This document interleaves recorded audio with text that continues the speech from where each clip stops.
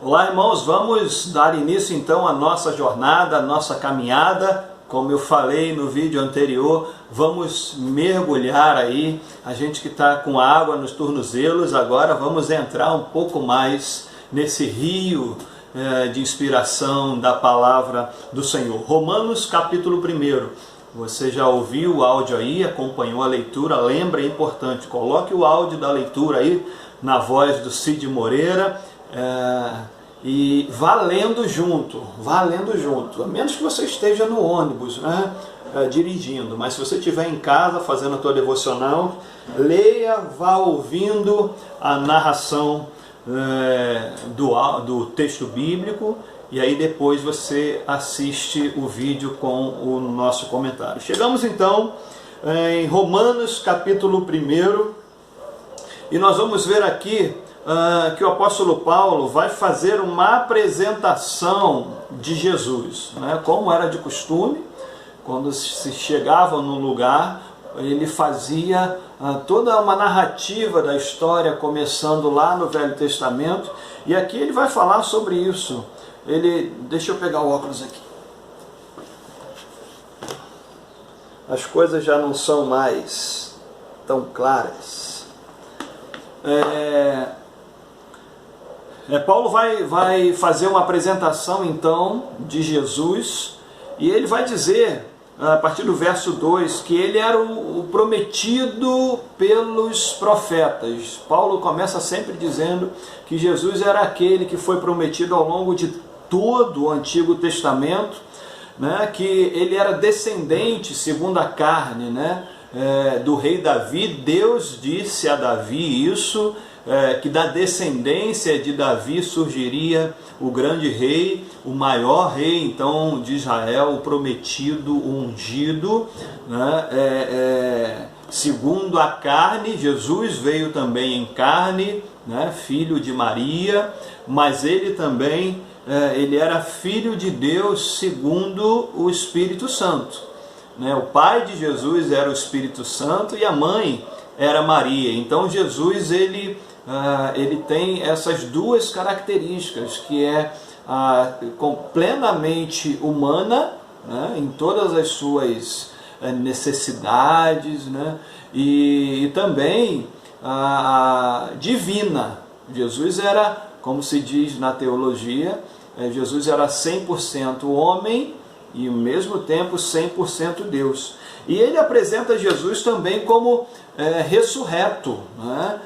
De nada valeria se Jesus tivesse ficado lá na cruz. Paulo vai dizer isso, que se fosse assim, a nossa fé seria vã, a cruz seria vã, o sofrimento de Jesus seria vão, porque Jesus foi um grande homem e teria ficado morto na cruz, acabou, como tantos e tantos outros, né?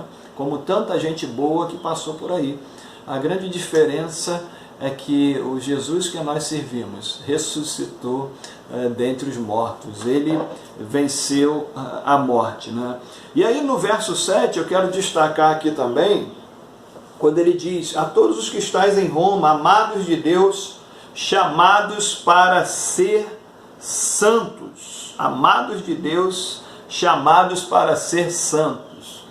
O que é santo? O nosso entendimento de santo, principalmente para você que está começando agora, duas coisas te vêm à mente, né? Santo em relação aos santos que são adorados nas imagens, e também o santo de uma pessoa perfeita, uma pessoa que não peca.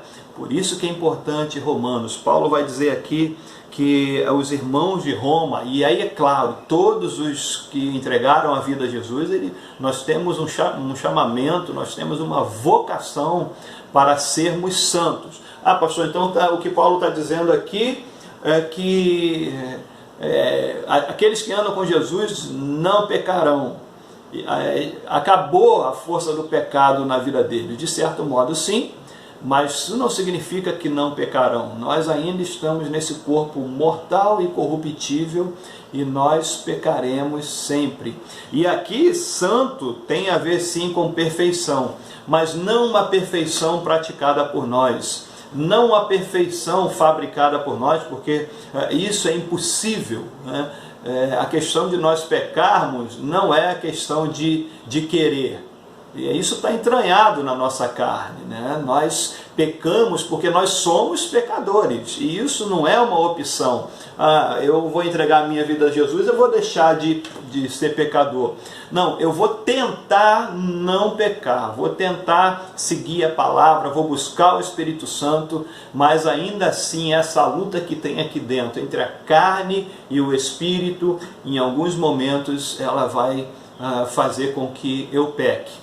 Mas é claro, toda vez que nós pecarmos e nós confessarmos, Ele é fiel e justo para nos perdoar os pecados. Então aqui, chamados para ser santo, quer dizer sagrado, quer dizer puro, quer dizer limpo, quer dizer perfeito, e também ser separado do uso comum ou do uso profano, e para ser usado em algo sagrado.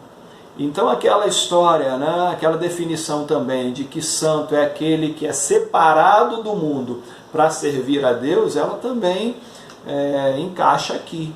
Nós somos retirados do mundo, deixamos de viver a vida que o mundo vive, e agora a nossa vida é para ser vivida em Cristo e para Cristo. Então somos chamados para sermos santos. Por isso que é importante palavra, que é a palavra do Senhor, que nos santifica, o Espírito Santo, que nos ajuda e nos socorre nas nossas fraquezas, na oração do Pai Nosso lá, não nos deixes cair em tentação, é uma obra que Ele faz, mas nós não somos passivos nisso, muito pelo contrário, nós buscamos então essa santidade. Ele vai falar alguma coisa interessante aqui para nós também, quando ele vai falar no verso 8, para nós como igreja, ele vai dizer assim: primeiramente dou graças ao meu Deus por Jesus Cristo, acerca de vós todos, porque em todo o mundo é anunciada a vossa fé. Olha que coisa maravilhosa, imagina se em São Gonçalo você chega lá no shopping, e na hora do almoço você está com uma camisa da Missão Batista em Galo Branco, e alguém fala: nossa, você é daquela igreja, aquela igreja é uma igreja maravilhosa, os irmãos lá são gente de oração, os irmãos lá conhecem a palavra, os irmãos lá não arregam, os irmãos lá pelejam mesmo, os irmãos vão para o monte, os irmãos fazem evangelismo, vão na praça, faz trabalho social. Imagina ouvir assim bons comentários da nossa igreja em outros lugares, né? Ouvir falar da tua igreja em outros lugares. Era isso que estava acontecendo aqui. Paulo manda um recado para eles lá de Corinto, do outro lado do mar, e ele vai falar: em todo mundo é anunciada a vossa fé. Uma igreja que tinha então uma fama muito boa. Quantas igrejas, quantos pastores não têm assim uma fama muito boa, né? E parece que quanto mais difamado for, mais é exposto na mídia. Mas que nós possamos ser, nós aqui na nossa igreja, você aí na tua comunidade, que a gente possa dar um bom testemunho da nossa fé, que as pessoas possam ver isso na nossa vida. Em todo mundo é anunciado a respeito da vossa fé. E aí nós vamos lá para o verso 15,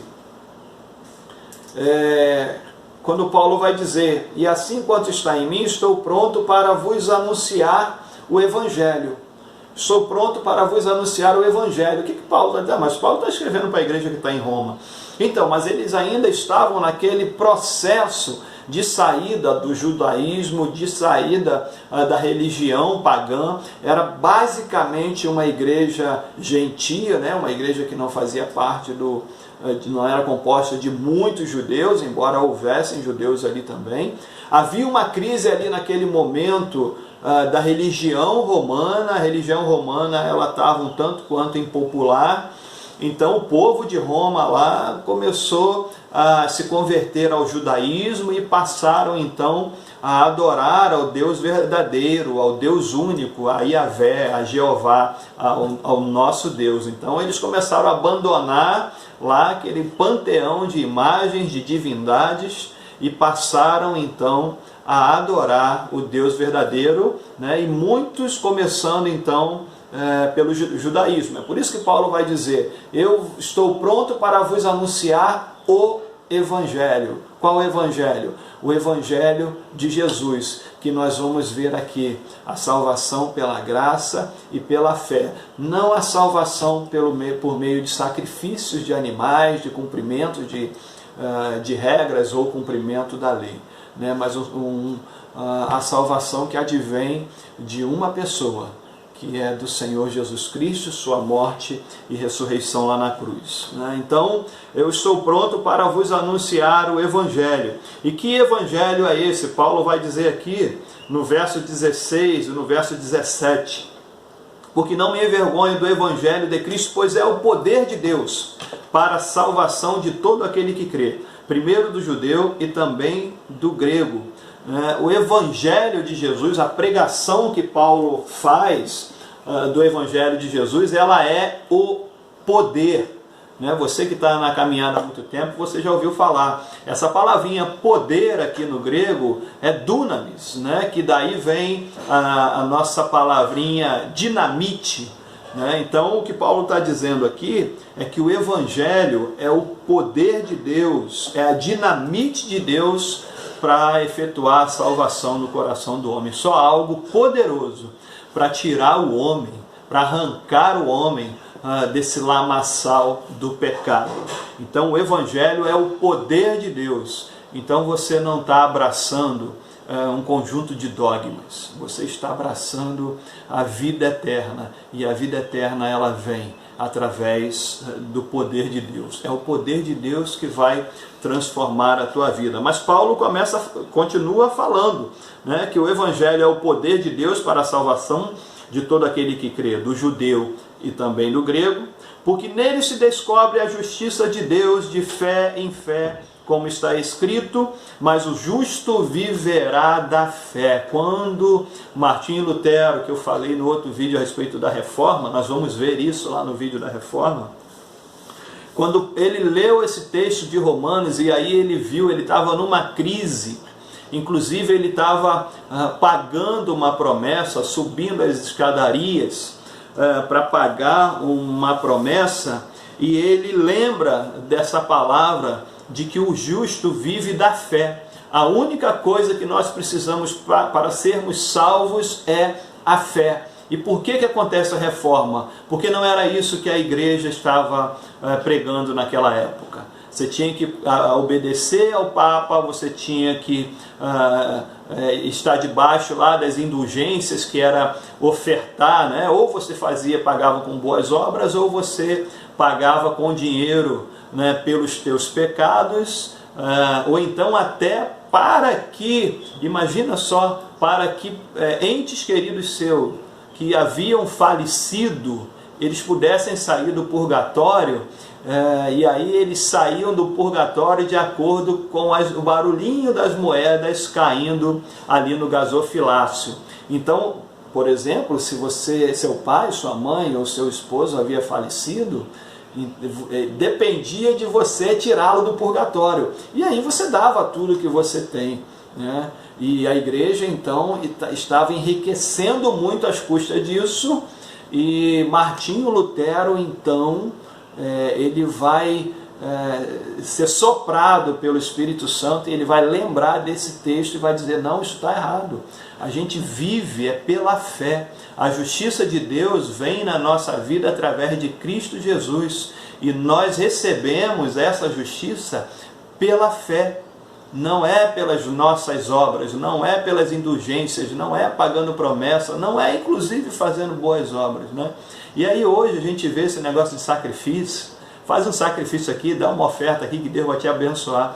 É só a história que vai se repetindo, querido. É só a história que vai se repetindo. Você, a partir de agora, estudando Romanos, você não mais vai ser enganado por essas pregações aí que fizeram com que o padre, o monge Martinho Lutero rompesse com aquela igreja.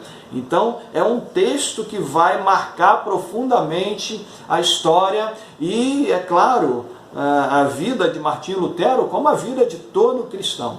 Nós vivemos pela fé. O justo viverá da fé. Numa outra parte, o apóstolo Paulo vai dizer: o justo viverá da fé. E se ele recuar, a minha alma não tem prazer nele, diz o Senhor. De tão interessante. E aí, a partir do versículo 20, ele vai dizer que a criação revela a grandeza de Deus. Por mais que alguém não escute a pregação do Evangelho, ele já pode ver na natureza, em toda a criação, a grandeza de Deus. E a partir do verso, na verdade ele começa no verso 18, né, que ele vai falar da situação da humanidade, né, da idolatria, da depravação. Ele vai falar, nesse restinho do capítulo aqui, ele vai falar sobre isso. No verso 21, ele vai dizer: porque tendo conhecido a Deus, não o glorificaram. A humanidade virou as costas para Deus, e isso acontece no nosso tempo. A humanidade está descostas para Deus, está num outro sentido. Por isso que conversão é voltar para Deus. E do verso 23 até o verso 25, a situação fica pior ainda. Eles entram pelo caminho da idolatria. Eles começam a fazer imagens daquilo que Deus criou. Em vez de adorar a Deus, vão adorar aquilo que as representações, né, de madeira, de barro, imagens de animais. Em vez de adorar a Deus, eles vão se curvar diante dessas imagens. Então eles não só viraram as costas para Deus, mas também foram mais além. Pior do que isso, eles entraram pelo caminho da idolatria, e aí a situação só vai caindo, e aí no versículo 26, no versículo 27, ele vai falar sobre a questão da homossexualidade, né, da depravação da humanidade, quando mulher, deixando o seu costume natural de se relacionar com o homem, passa a se relacionar com a mulher, e o homem também passa a se relacionar com o homem, e esse é um processo antinatural. Não é natural homem com homem, não é natural mulher com mulher. Se querem fazer isso, cada um faz o que quiser do seu corpo, cada um faz o que quiser da sua vida. Mas é claro, a gente vai prestar contas por tudo isso. Mas o que a palavra diz, né, e nós não falamos contra o homossexual, né, nós amamos o homossexual, mas nós somos firmes em relação à prática homossexual. O homossexualismo é pecado, é contra a palavra do Senhor, é abominação ao Senhor. Então a ladeira vai descendo. Paulo vai dizer que a humanidade virou as costas para Deus. Pior do que isso, ela entrou para o caminho de idolatria. E pior do que isso, começou a praticar torpeza e imundície, se tornou ainda mais depravada. E para terminar, do verso 29 ao verso 31, é uma coisa muito importante para nós também em relação à doutrina. Talvez você pense: por que nós vivemos nesse mundo tão cheio de maldade? Esse texto aqui vai falar que Deus ele deixou. Já que a humanidade quer entrar por esse caminho, vai. Quando o filho pródigo pede lá ao pai a herança, o que o pai faz? Dá. Ele fica triste, mas ele dá. A humanidade fez isso, virou as costas para Deus, entrou pelo caminho da idolatria, entrou pelo caminho da depravação, e daí só vai para o abismo, E aí o que Deus faz? Deus deixa. Então, quando alguém é assassinado, isso não tem nada a ver com Deus. Quando um jovem entra pelo mundo das drogas, isso não tem nada a ver com Deus. Quando a nação é punida por causa do pecado, isso não tem nada a ver com Deus. É uma decisão da humanidade. E nós pagamos a conta por isso. Se o povo voltasse para Deus, Deus estaria de braços abertos para o povo. E Ele fez isso comigo e você. Nós também estávamos lá. Mas Ele fez isso comigo e com você. Agora, para aqueles que não querem, quem está sujo e quer se sujar, suje-se ainda mais. mas saiba que por todas essas coisas Deus nos trará a juízo. Amém, querido? É muita coisa, 20 minutos é muito pouco tempo, mas que Deus tenha misericórdia de nós e nos ajude a irmos com profundidade na sua palavra. Deus te abençoe, querido, até o capítulo 2, se Ele assim nos permitir. Amém.